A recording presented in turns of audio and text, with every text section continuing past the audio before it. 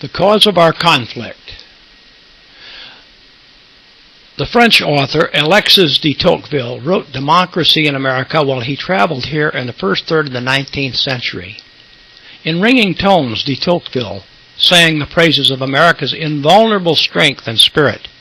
He attributed our greatness to our citizens, to our sense of morality, and even to the abundant church attendance he observed in America, which of course he would not find in his native France. De Tocqueville wrote in America and in French, "America is great because she is good, and if America ever ceases to be good, she will cease to be great." Those words are attributed to Tocqueville. Whether or not he really said them, I'm not sure. But de Tocqueville could see the power of America, and he could not have known in 1930 that she would soon be under an attack aimed at its churches, the very sense of its morality. First, of course, there was the war against the states, which scarred the powerful young nation and its strapping youth, killing hundreds of thousands of Americans. A worse attack on America was to commence near the turn of the 20th century. This was the onset of an attack on America's Christianity, which continues unabated against the traditional Christ-following church to this day. We will go into that today. This will be the topic of our discussion, and I'm reading from our paper called The Cause of the Conflict. Now, it is very significant that in 1985, a theologian named Dr. Curley, F. Furman Curley, wrote a book called The Middle East Crisis in Biblical Perspective. And in it, Dr. Curley refers to those who have come to be called the Christian right today as the premillennialists. That was the term that he used in 1985, writing at his university. And he takes a sharp issue with the Israel First millennialists, such as Jerry Falwell and Hal Lindsey. Here are some of his words in his 1985 book. When the concept of Armageddon, as in Revelation 16:16, is raised, those who believe in a literal war at Armageddon often feel that Christians should work to start this war and should vigorously participate in it. Those in particular who view the present situation as Armageddon, and he was speaking of the situation in 1985, believe that Christians should support Israel with vigor and urge our government to take an active part in the conflict in the Middle East. Dr. Curley went on to discuss this in his book at some length and explain why he felt that way in language in which he referred to premillennialism. Now, here is one of the conclusions he made. One needs to be absolutely certain that the doctrine he follows is God's and not of men, before he advocates a doctrine that would put the blood of other men on our hands. There's nothing that could be possibly more true than that.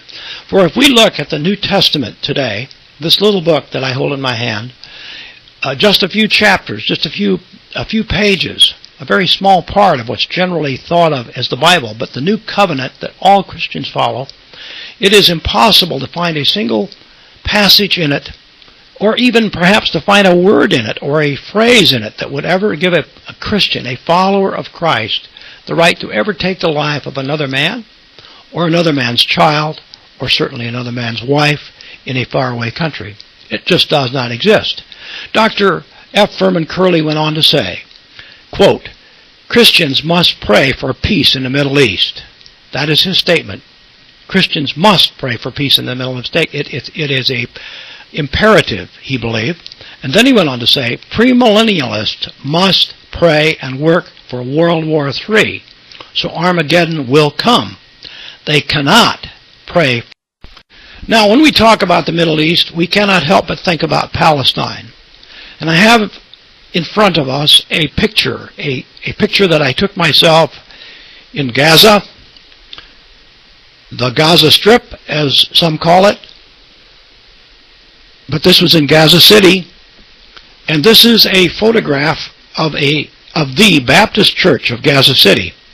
It stands on Omar Mokhtar Boulevard right next to a mosque, and in fact, this Baptist church was built in an old mosque. You can see the dome roof of the mosque up over the top of the curved sign over the gate. of the Baptist church. The sign says Baptist Church in English on one side, and on the other side, going backwards toward the middle, you can some of you might be able to read it. It says in Arabic, Baptist Church. And this Baptist church has existed side by side next to the mosque, attended by many people who used to be Muslims, and some who are from America, but who have lived in total peace without a locked door or a locked gate for 6 years during the worst crisis of the Middle East. If you went to this church and asked the people if they were at peace with their Muslim neighbors, they would tell you absolutely, in fact, that we are engaged in the same conflict that they are for our own independence. We want independence for Palestine. And religion is not an issue here. It is a question of truth and a question of righteousness and a question of peace. One of the members of this church, a man named Jabber, told me that his 2 sons, and by the way, he of course is a Baptist, he told me that his 2 sons' school had been destroyed the previous week by 2 missiles that were fired from an American airplane, an F-16, 2 500-pound missiles that penetrated the roof of the school at night when the children were not there and completely destroyed their school. And that his children were now afraid to go to school, and furthermore, he didn't know where he was going to send them. That school was attended by both Christian and Muslim families who sent their children there. And both of them found themselves out of a school. So obviously, they had a way of getting along together.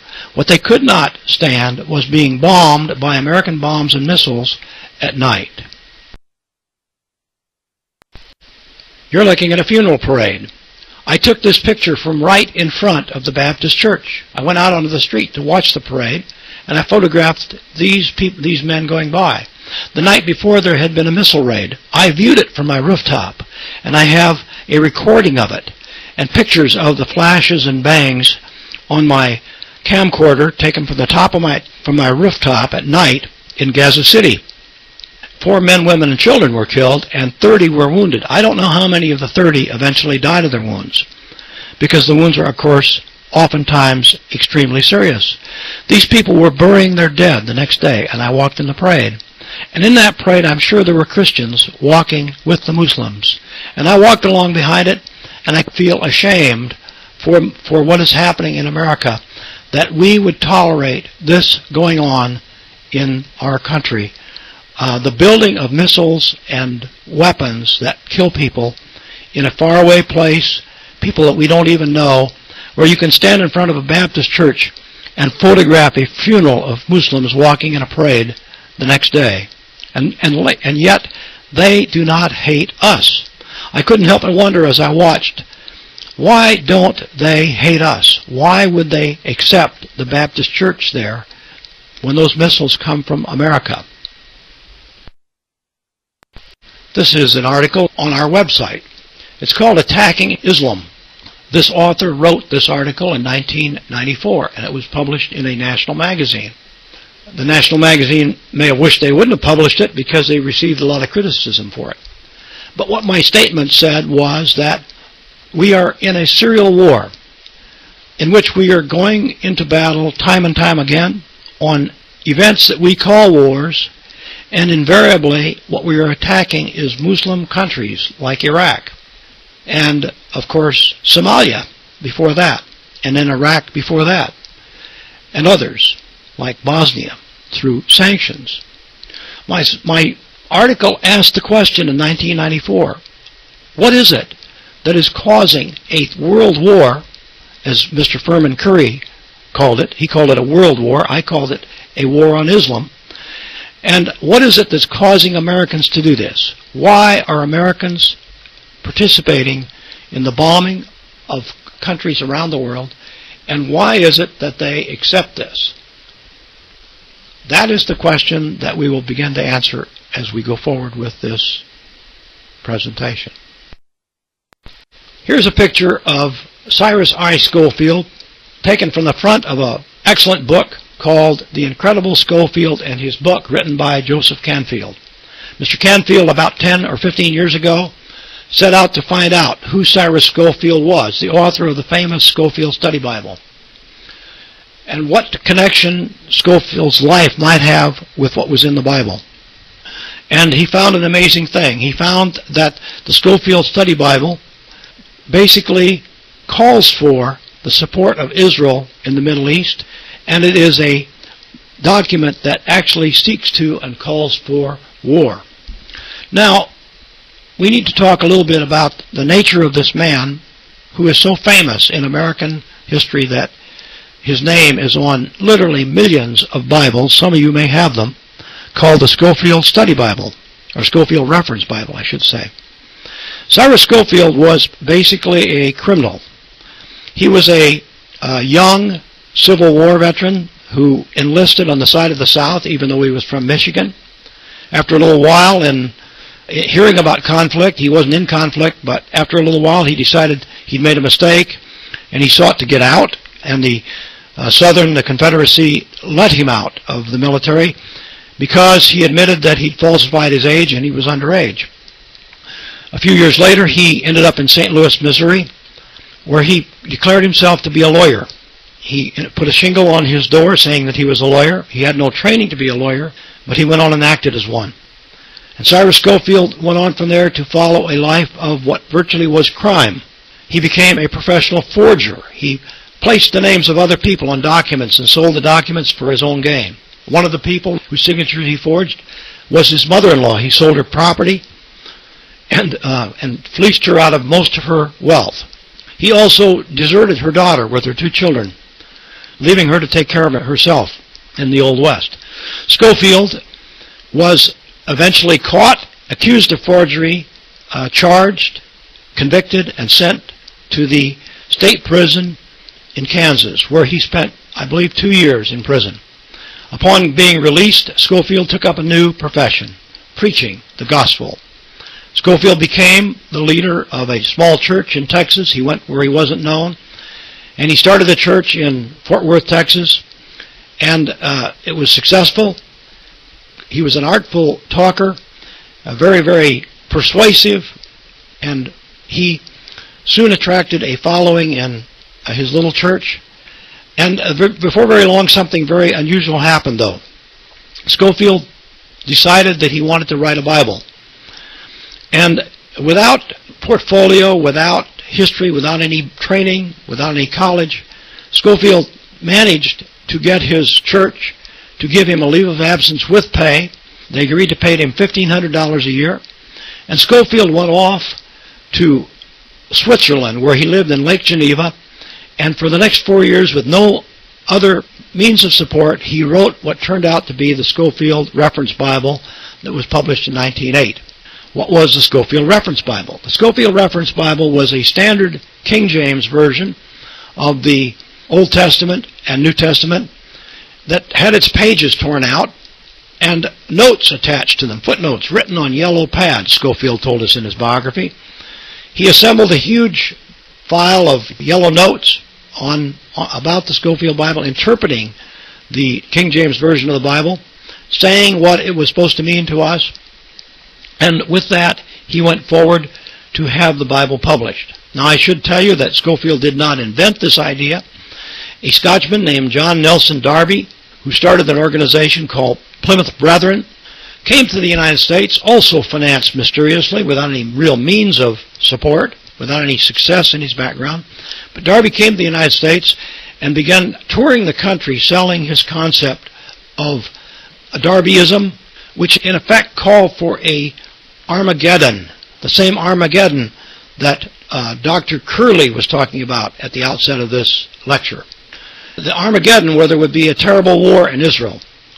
And there were a number of other factors in this idea that Scofield picked up on, and he became a follower of John Nelson Darby, and he essentially plagiarized, I suppose, or borrowed much of what Darby had said, and this was what went into the footnotes of the study Bible that became known as the Scofield Study Bible. We'll get to that in just a little bit.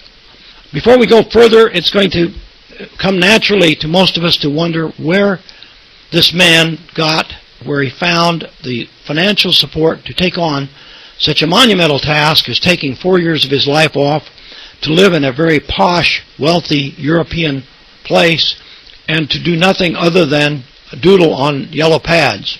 It will also make us wonder how it is that this man could possibly get into Oxford University Press, the organization that eventually published the Oxford Reference Bible.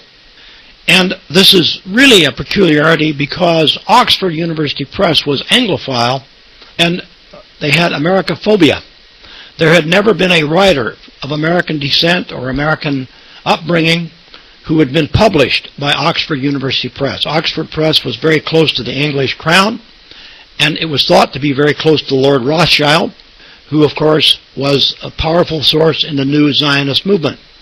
But Oxford University Press was anything but pro-American, and it was anything but religious. It had never published a religious book, not even for some prominent religious theologians in England who were associated with Oxford University. Oxford Press would not touch a Bible, it would not touch a religious book.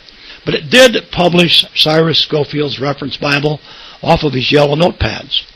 Now it should be most clear to most people that somehow Scofield had to have an introduction. He could not have simply found his way into Oxford Press, nor could he have found his way through this. And evidence is very strong that indicates that he did have support and that he was helped along the way by a number of people. This man is Theodor Herzl. The name of his famous book, written in 1895, was The Judenstaat, or The Jewish State in English. Herzl is the founder of the Zionist movement in America. He was the first true Zionist, and he dreamed of a homeland for the Jewish people. Herzl was a writer. He wrote for a prominent European newspaper. He was a respected man. And he died at a very young age after only 4 or 5 years of working on founding the Zionist movement. And by the way, he died heartbroken and feeling that he had failed because he was completely rejected by the people who came along behind him. Theodor Herzl was not committed to the idea of a Palestinian state. He wanted a Jewish state, and he wanted it anywhere that they could get it. He was willing to take Uganda, or he was willing to take some other place where a space was available where Jewish people could go to start their own religious state. Now in 1897, the first Zionist conference took place in Bern, Switzerland. And at this conference, Herzl was the leader. But 5 years later, Herzl was no longer a factor in the Zionist movement, and the Zionist movement was absolutely committed toward the idea of a state in no other place except Israel. There is very strong reason to believe that there was a connection between the Zionist movement and Cyrus Scofield. The reason for this is that Cyrus Scofield wrote a blueprint for the Zionist movement to take over the land of the State of Israel. He wrote it into a Bible that became so powerful that it was used in every seminary in America, and it became one of, if not the most famous, Bible in America. The reason it was so famous was that it was used more in the new evangelical seminaries than any other Bible, perhaps, in history, and still is used today extensively in the evangelical seminaries, such as the Baptist theological seminaries. The Scofield Reference Bible was published in 1909. It was an Old Testament and a New Testament, but most of the notes were about the Old Testament. The cover shows that the editor was Cyrus R. Scofield, Reverend C.I. Scofield to be exact, and that there were 7 men on the editorial board. One of these was Mr. James Day, who was head of the Bible Moody Institute, the most influential Bible organization in the evangelical circles of this day, the new evangelical circles. There were also 2 other seminary leaders. The people who lent their name to the Scofield Bible were predominantly people who were in seminaries and in important positions in biblical teaching. Now, what is in the Scofield Study Bible? We're looking at some verses that are standard verses that you'll find in any King James version of the Bible, and they're about the same in almost any Bible that you'd read. This is Genesis 12:3. Let me just read it in paraphrase. Now the Lord said to Abram, "Get you out of this country and from your father's house and into the land that I will show you, and I will make of you a great nation, and I will bless you, and I will make your name great, and you shall be blessed, and I will bless them who bless you, and curse him that curses you, and in you shall all the families of the earth be blessed." This is Genesis 12:3, and it's the earliest verse of the covenant that God made to Abraham. And of course, Christians believe that this has really happened, that God really made this covenant. And the reason we believe it, the reason we Christians believe this, is much different than the reason that Jews believe it. We believe it because it says that all the families of the earth will be blessed through Abraham. And we believe that that blessing meant that there would be a Messiah, and his name would be Jesus Christ, and in him would be the blessing for all of us that we would carry forward. If it were not for this, we'd have no reason to even recall who Abraham is or what Abraham did. For his importance to Christians is only found in the fact that he is in the lineage of the man called Joseph, who was the stepfather of the man called Jesus. Now I want you to take a look at this footnote, and before you read the raised part of it, I want you to notice that the bottom part of the page is all footnotes, and the top part of the page is the text itself, and even that is carved up a little bit because there's a column down the middle that has notes in the column down the middle, and there are even italicized insertions in between the verses. We'll see this a little bit later.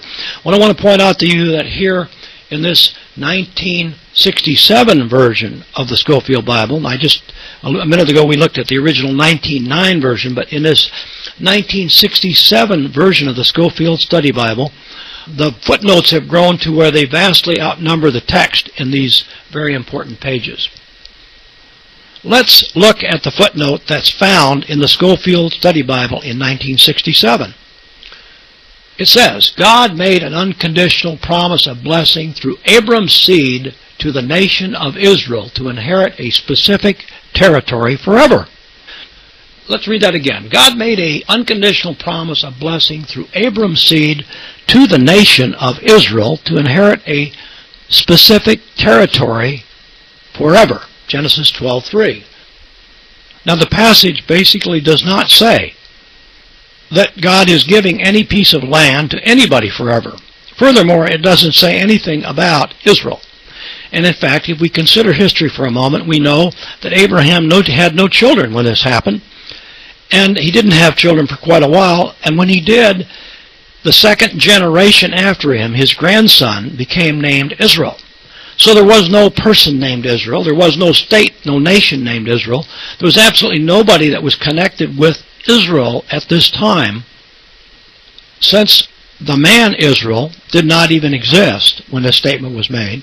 How is it that Scofield, or I should say Oxford University Press, had the nerve to say that God was promising land to the state of Israel forever, to the nation of Israel forever? Obviously, somebody wrote this who had an interest in the nation of Israel, and it didn't have anything to do with Jesus coming to the earth, did it? It should be noted at this point that Cyrus Scofield died shortly after he wrote this book. By 1921, he was dead. But after 1921, the Oxford University Press became the owner of his Bible.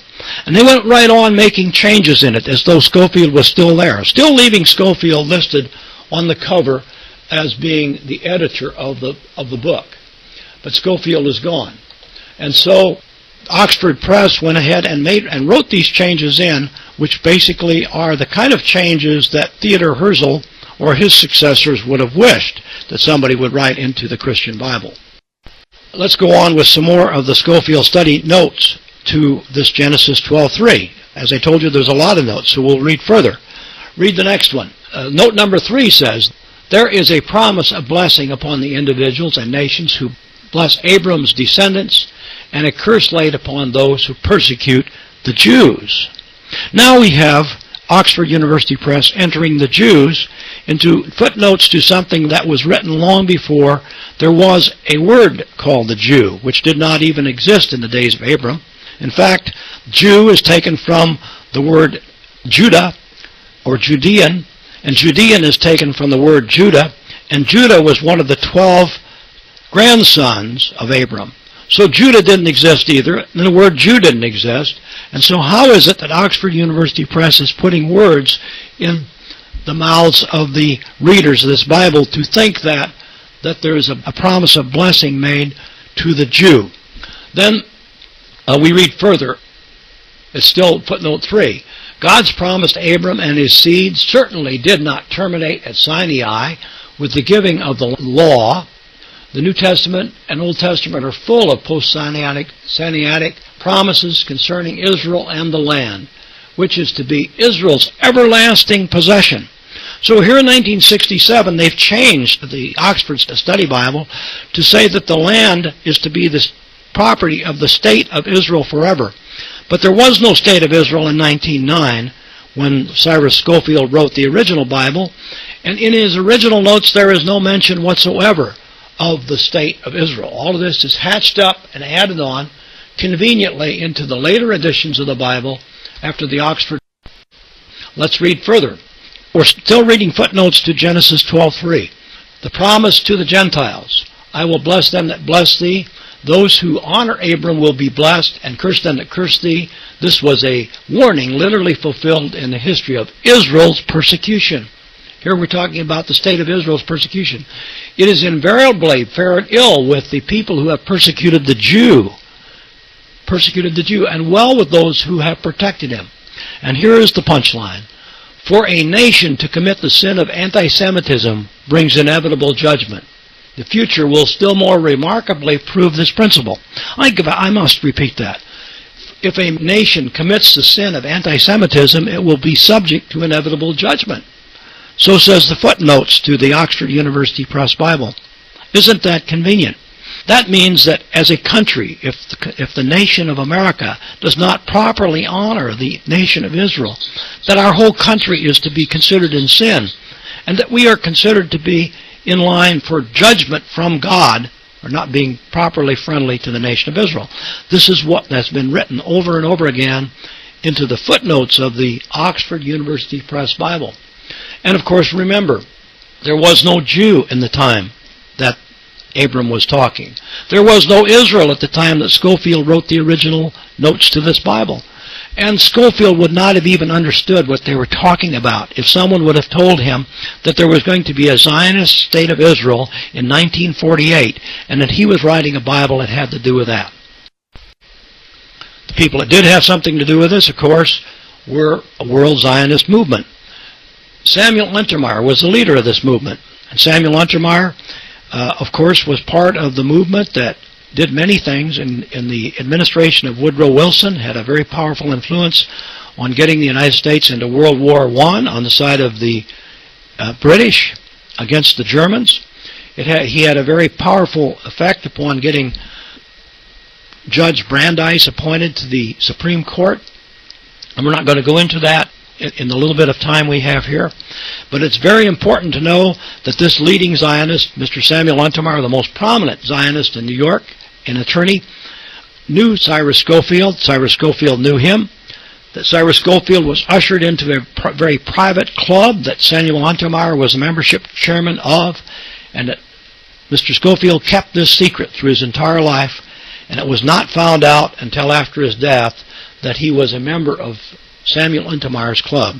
We think there's probably reason to believe that Samuel Untermeyer and those who put up the money for the powerful Zionist movement in America wanted the American Christian faith to accept the state of Israel as a reality in the world, and that they were planning for this long before Cyrus Scofield even dreamed that there could possibly be a state of Israel, which he probably never knew it, never dreamed it.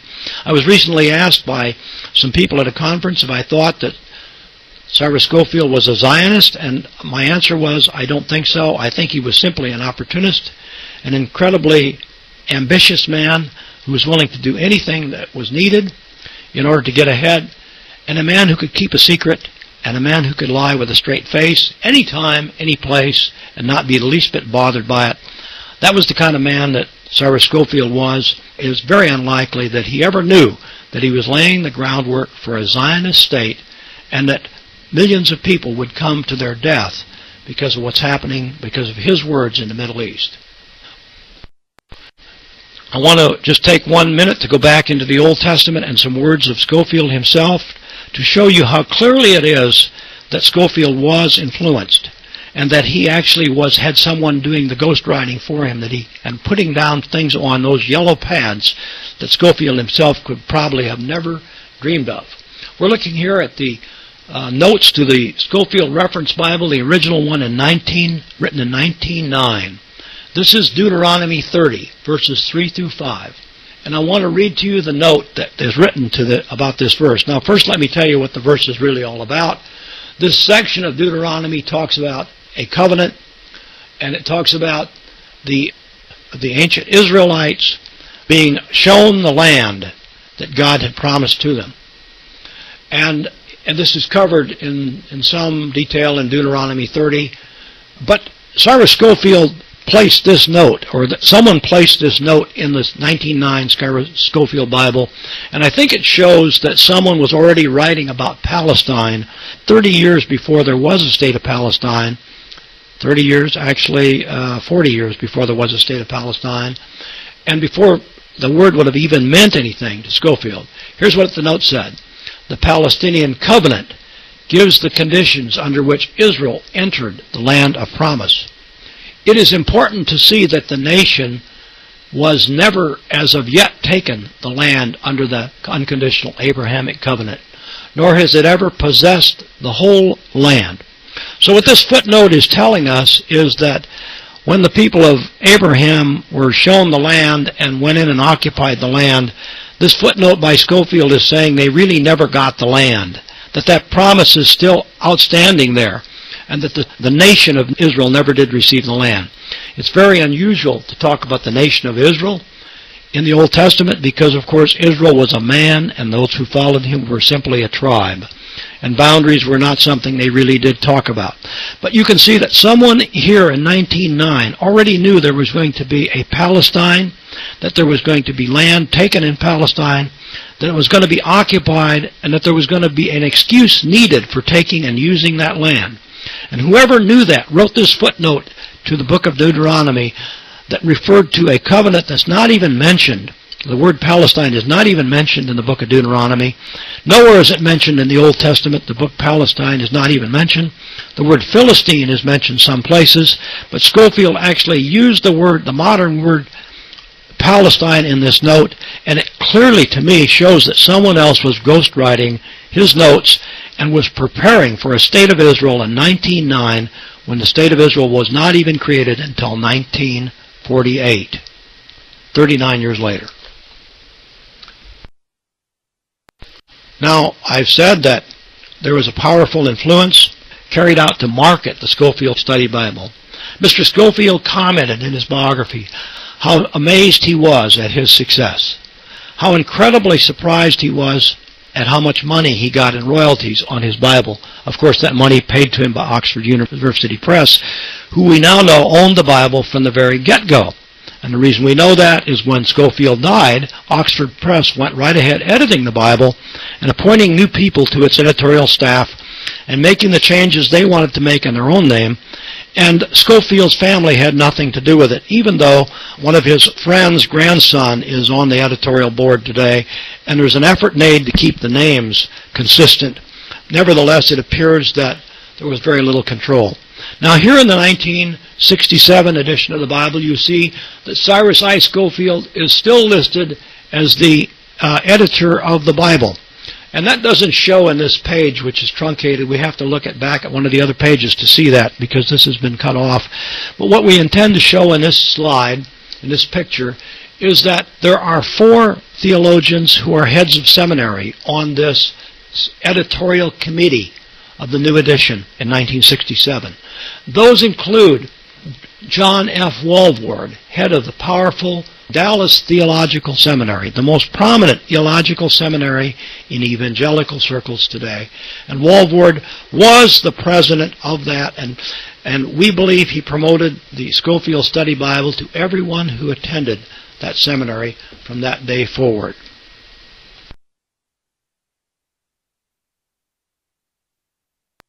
And here is the Dallas Theological Seminary. It was founded in 1924. And a good part of its success is probably owed to the fact that it has been closely allied with the Schofield people ever since. Today, it's probably the most prominent seminary in evangelical circles, and many of the most prominent evangelicals attended there, including Hal Lindsey, author of the late great Planet Earth, and someone who is truly committed to the idea of Armageddon. Judaized Christians enable war. This is the topic of one of our articles. And we're talking about the very churches where Jerry Falwell teaches, and John MacArthur, and many and thousands of very prominent evangelicals teach. This is a picket being held in front of several churches. One of these, on the left, you'll see Blessed are the Peacemakers. This is a Project Straight Gate picket in front of Grace Community Church, a church in Sun Valley, California. And it's pastored by the very famous John MacArthur. John MacArthur has appeared on the Larry King Live show. He's been invited to the White House, and he has blessed our wars. He has blessed the Gulf War. And he stands behind the police action in Palestine. The picture on the right is Grace Community Church. It's in Costa Mesa, California. It's pastored by the famous Chuck Smith. This is a vigil held by Project Straight Gate in front of that very, very prominent church. And that Grace Community Church has spawned and supported the growth of about 30 other Grace Community churches.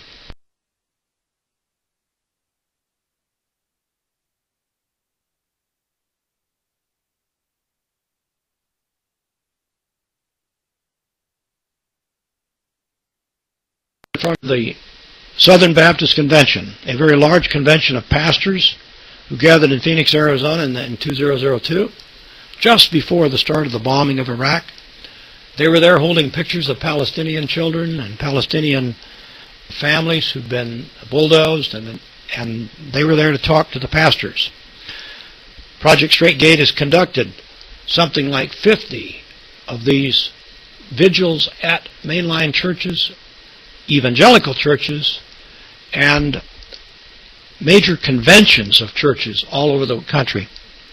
This vigil is being held in front of the largest Baptist church in Bakersfield, California. Here we have a counter demonstration. These people came out. Evangelicals react to vigil at their church. These people were in the church. They went inside, made their own signs, came out on the street, and started picketing. It was just before the election. They misunderstood our intentions. They thought we were campaigning for John Kerry. We don't campaign for presidential candidates. And certainly didn't campaign for John Kerry. And they're carrying George Bush Cheney signs that they have glued onto their hastily made signs. And these signs read, "Don't listen to these radicals," and we support our president, and things like that. And they came out and stood on the curbs and held a counter demonstration to our demonstration. Our purpose, of course, is to raise the question of what would Jesus say about bombing the children of Iraq? What would Jesus say about bombing the children of Palestine? What would Jesus say about destroying Jabber's school in Gaza, where his children go? Now you're looking at one of the most famous churches in America. It's Thomas Rowe Baptist Church in Lynchburg, Virginia. The man on your right is Jerry Falwell. This is his home church. It holds many hundreds of people. I don't know how many people it holds. And this is our vigil 2 years ago at Thomas Rowe Baptist Church. We came back to Lynchburg, Virginia, when Jerry Falwell held a pastor's conference there. And that pastor's conference drew literally thousands of pastors. I think there were supposed to have been 7,000 participants, many of them pastors. And we talked to pastors all afternoon long and to students at the university. It was held at Liberty University in Lynchburg. We spent the afternoon talking to the students there. This is one of the wonderful success feelings that we had, was talking to the people coming in and out of the door. And we were able to stand right next to the pillars there, even on the steps of this church, and talk to the people with it at range of 10 or 15 feet as they came and went into this church by the hundreds. It was a great experience and a wonderful experience in front of this church. Now, what is this all about, ladies and gentlemen? I'm showing you a picture of the entrance, the gate, that you have to go through in order to get into the Gaza Strip. This is called Erris Gate. This is looking back after one is safely inside the Gaza Strip. A prison with walls all around it and fences, a place that you cannot leave, and a place where nothing can get in unless the State of Israel decides they want to let it in. The starvation occurs at their will inside these fences, and there's no escaping the Gaza Strip. That gate you see in front of you is empty. There's no one coming in. If you look back, there's not a single person in view. And the soldiers are hidden behind the barricades back there, the Israeli soldiers. This is a wide corridor. It's about 100 yards wide, and the fences are very tall. They have razor wire on top of them. There's no getting in, and there's no getting out. This is where America is heading. We're heading for a gulag, in which those who do not cooperate will find that there's no getting in, and there's no getting out. It may be a literal gulag, it may be an intellectual gulag, but it's time that we act, and it's necessary that we take our part right now to defend the people around the world who are being bombed and killed. In order to do this, we need to take action, and our idea of this is to go directly to America's churches.